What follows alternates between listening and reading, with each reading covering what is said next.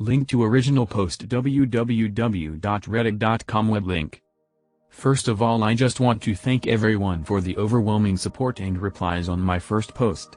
I'm looking forward to going over to everyone's houses for dinner, and I'll be sure to bring all the things you said you liked. Smile, many flower lovers out there. I'm now also apparently the deal to a lot of hopeful parents that replied as well, so I hope I can deliver on expectations.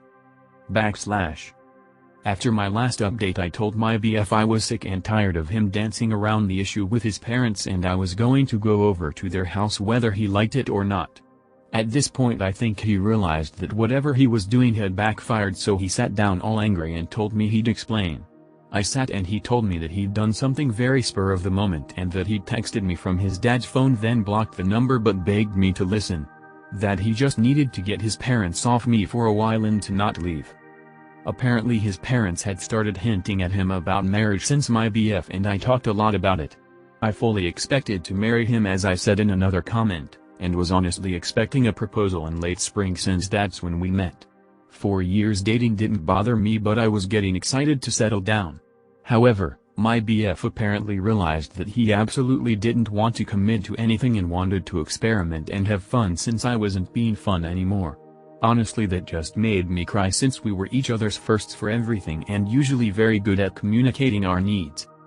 His grand plan was to get him mad at me so I would beg for forgiveness, and then he'd only accept an open relationship as an answer. Absolutely brilliant plan, I know. He'd made up his parents getting mad but didn't expect me to blow off dinner completely, and it's like hitting a jackpot, his words not mine. He went over for dinner, hid the flowers and said we'd gotten into a huge fight but he was going to fix it, but I needed space.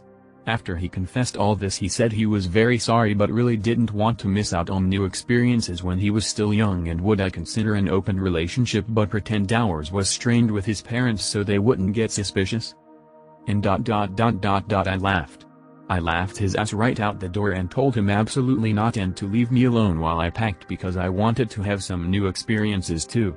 He never stopped begging me to stay, but I left to sleep at a friend's.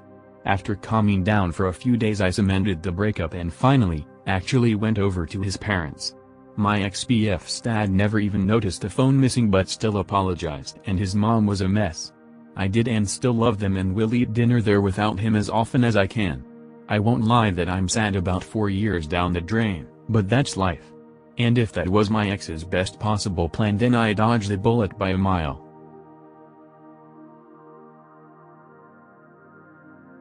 A basically title, I guess. My sister has a habit of saying, you know what really gets my goat? She probably says it 7/8 times a day. So like the Tumblr post I taught my niece to say El Chupacabra when her mom says it, it sounds more like a Supacaba, though cautious for, but it's adorable. I told my niece it was a monster from Mexico that eats goats and she didn't seem scared or anything, probably cause the only monster she knows is Cookie Monster, but apparently now my niece walks around the house saying El Chupacabra all day, and now my sister and brother-in-law are mad at me for teaching her this, but I'm which kind of adorable and also harmless? But like she's my sister's kid, so I've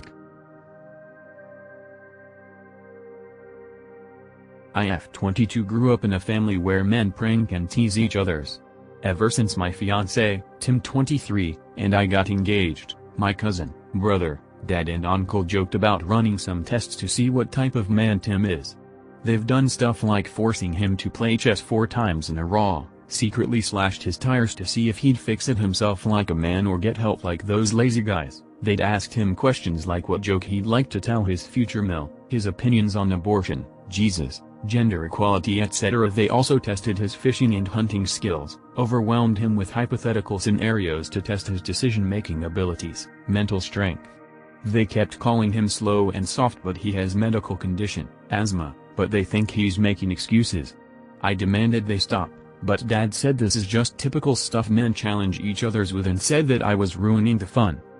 Last week, they took him on a 3-day trip and hid his inhaler. He left them and returned in 7 hours and told me. I was seething after he said they admitted to hiding it as a challenge. I exploded on them when they returned. Cousin asked if little Timmy ran to me to tattle. I yelled that all 4 of them are uninvited to my wedding. My brother freaked out saying it was a prank and they were going to give it back, Dad said they'll apologize if I insist, but Tim will have lost the little respect they'd gained for him, and in their eyes will always be the soft college kid who's not up for the challenge. I called him and the others awful, then I left. My cousin is begging that we talk. My uncle has been quiet, but Dad is so mad, and now he's getting Mom involved to get me to reconsider this decision. But I keep refusing to re-invite them. Mom is saying I'm exaggerating and should let bygones be bygones and not let this ruin my relationship with my family. Ada? For making it my hill to die on, or am I exaggerating? My husband, M33, got into a car accident almost a month ago. He's been bedridden due to a back injury and I've been his primary caregiver. The pressure has been too much from my mill. She keeps telling me to take care of him and be there for him constantly.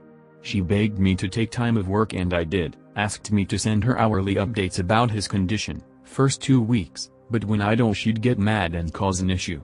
She visits every day but doesn't do anything to help. Alternatively, she'd list all the things I should or shouldn't do.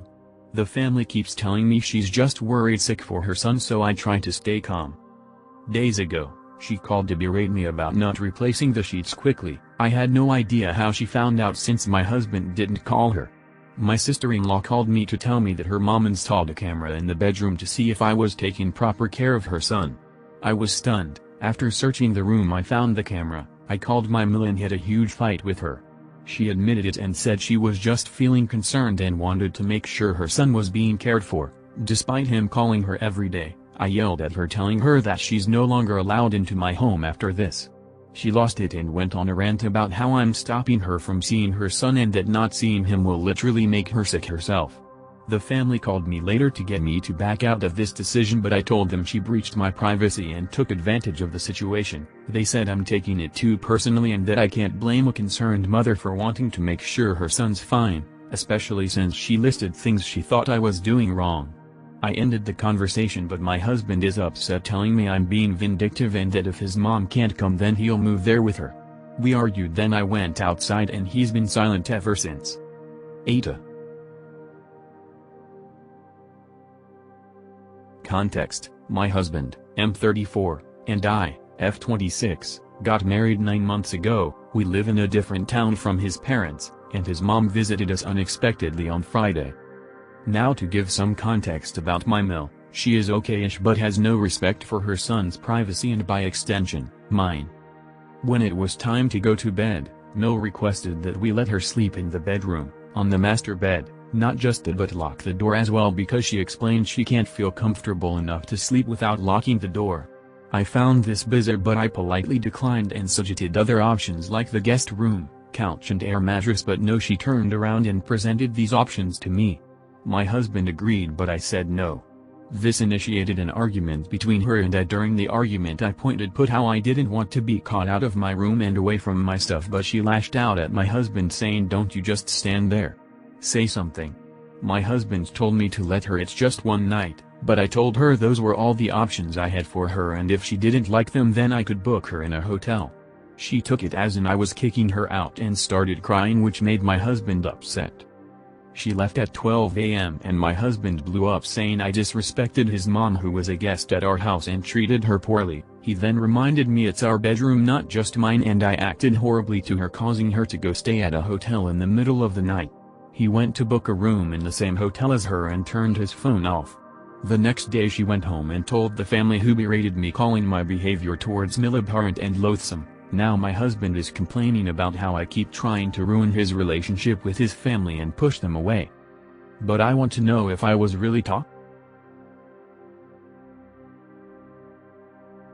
I'm gonna keep it short. I have 25 am getting married to my fiancée next month. We've had no issues with the wedding planning except the guest list. Context: I have a large family. I have 2 stepsisters, 18, 20, and a biological brother, 27, and also a biological sister, 30.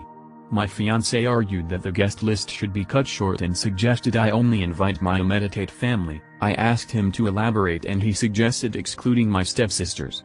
I said no and got upset with him for implying that they're not family. He said, "Well, this wasn't what I meant. I was just speaking from a technical angle, especially since I didn't include them in the wedding party like ma and bridesmaids." So he thought they were unneeded, but I said they are wanted, and will always be wanted and included by me. Well, days ago, my stepsisters called saying my fiancé canceled their invitations and told them some lie about changing wedding location and telling them they won't be able to come. I was fuming. I went home and started screaming at him. He asked that I hear him out, then explained he had no choice since we were required to shorten the list, and he just did my dirty work for me since I obviously was looking at the situation from an emotional angle and couldn't bring myself to disinvite my stepsisters myself. I called him a hypocrite cause he invited almost 6 of his friends who, as far as I know, aren't immediate family. I told him he hurt my stepsisters by going behind my back and excluding them from my wedding, which they've been so excited about. He got up from the couch and yelled that it's our wedding, so my stepsisters' feelings aren't really that relevant compared to his, and called me controlling for wanting my way or the highway. He took his phone and stormed out to see his friends. Some of his friends called to scold me for how I'm treating their brother and then went on about how rude I was to suggest that their brother disinvite them from the wedding just because I don't like them and called it a you problem. My FMO called and is wanting to speak to me. He probably told her what's going on and she is probably going to ask that I apologize for yelling.